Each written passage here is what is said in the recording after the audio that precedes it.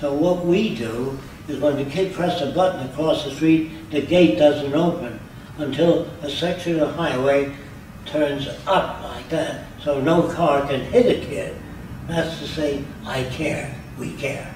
But just saying, drive safely, say no to drugs, all that's verbal horseshit. The real thing is doing something about it.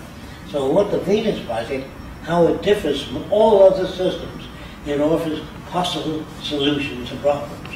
For example, if an airplane's coming in for landing, and the landing gear doesn't come down, wheels don't come down, that blows the fuel out right away. The pilot doesn't have to do it. It's connected. It's the fuel that causes most deaths in crashes, not the airplane crash. When the fuel goes over the engine, it explodes, and people die of burns. So we blow the fuel out. But say the plane lands, but the brakes fail. That means a lot of disasters. That plane go into the hangar, kill people. When the brakes fail, a net comes up on the runway. You understand? There's several nets. That's what I mean by technical problems. Now, what do you train your kids in today? Business administration, banking, advertising, those produce nothing. What produces something, agriculture, science, technology, bridge building, engineering, all that adds things to the country. But if you're a performing artist, you're just an entertainer, which is very important for the world, but it doesn't add anything, it doesn't solve problems. If you build 7 or 10 aircraft carriers and 300 submarines that cost over $1 billion each, they can't add anything to the world. Each submarine, America has 300. Each submarine has more destructive power than all the world's wars combined. So what are you going to win with that? A burnt-out, radioactive world? They don't think. The Bureau of Army Operations, the Pentagon, are comprised of people that really honestly believe they're defending the country. The only real defense is to bridge the difference between nations, to go to other countries, ask them to join with us. Once they join with us, we don't need armies and navies, because there's no more territorial lines that prevent people from joining together.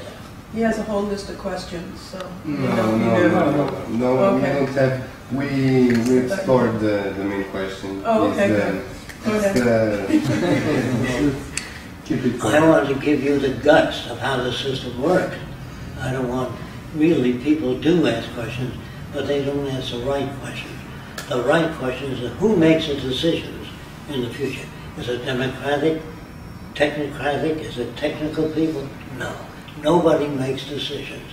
They arrive at them. Now that means that you take samples of the soil from all over the world, bring it to agricultural departments. There they analyze the soil. And by the contents of the soil, they tell you it's best to grow beets for 3 years, then sugarcane. See, whatever it is that they found, this is not an opinion, this is a finding.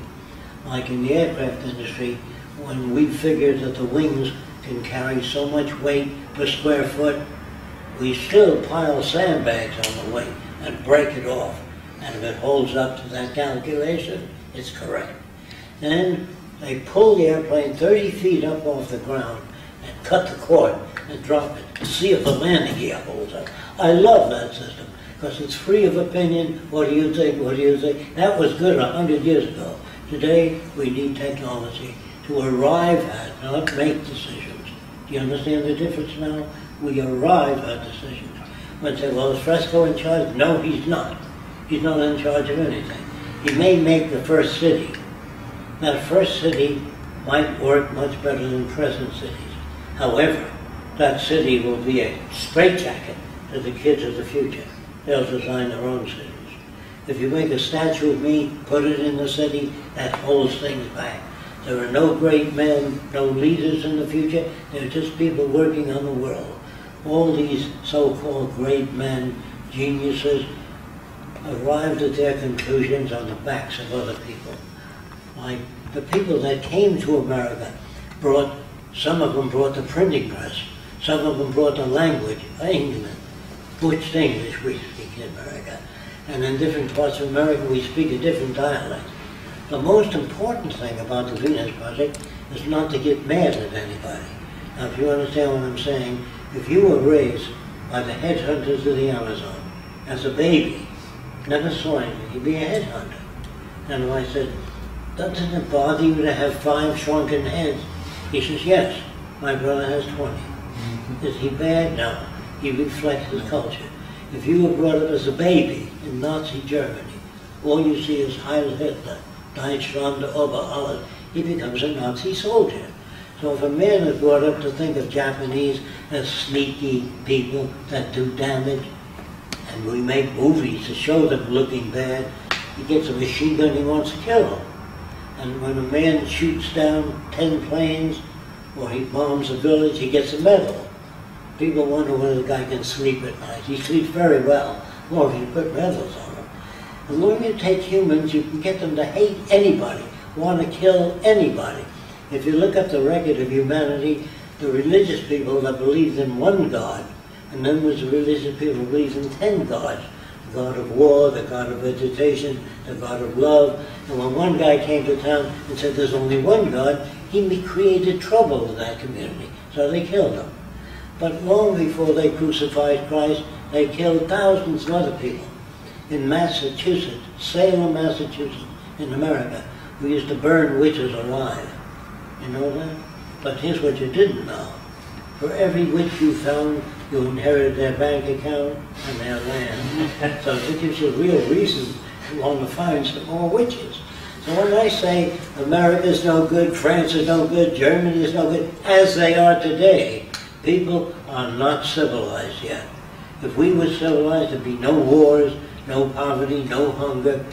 If you don't understand that, if you took the money of World War II, I'm not talking about the airplanes and the ships and the submarines, I'm talking about the cost of blasting France, flattening out Germany, the cost of all that damage could have housed everyone on earth, send every kid to college, build hospitals all over the world. That's what I mean by the limitless dimensions of human stupidity. They don't know what to do about it. Very well. We love to hear from you. We see lots of videos. We love the words. The main questions and the things we want to know is how can we push and help you? And one question we have, as related to before, we did a non-profit organization here in Portugal. We want to defend the resource-based economy and doing investigation, social, technological and scientific work. And as I can see, you told me that is correct, so that we gather money to fund our projects. I would ask if we can go further, like using profits organization to try to make that scientific change. So, in summary, is how can we help the word we have it. We accept everything you say, not as a dogma, that we understand, because they are solutions, they are logical answers to technical problems. The main question is how can we help, and if we use every resource we have, even if a company wants to donate $1,000, we would accept it and use it on our projects. It's basically the final edge of the Venus project and your work of several years is how can we help in circumstances. Yeah, no, make realize we do it. We do it every day.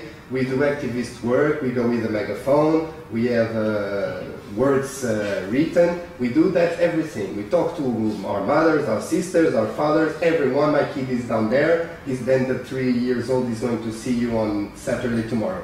The question is, more than that, how can we help make the transition in this world? Okay. We think that if I go to different countries, at the most I lecture to 500 people at a time. And I tell them, they're all enthused, they all love it. But if you do nothing, nothing will happen. When you leave the meeting, you must talk to people. However, there's a better method called movies. And if we can make a major motion picture showing how we get from here to there, to the movie, and show what it will mean to the average person, their lifestyle, their